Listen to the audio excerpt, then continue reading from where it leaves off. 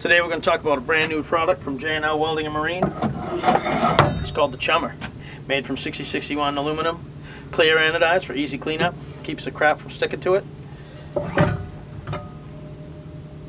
Polypropylene plastic inserts, stainless steel hardware, stainless steel blades, non-corrosive everything, Teflon barons for easy movement.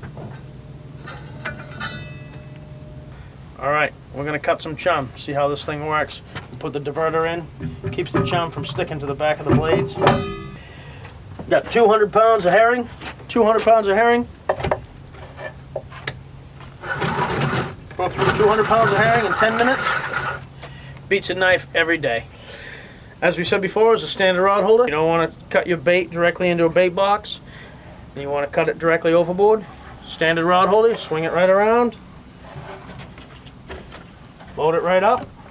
Off it goes. Keep your slick going all day long. For the best chumah available on the market today, look for this product online, jlweldingandmarine.com.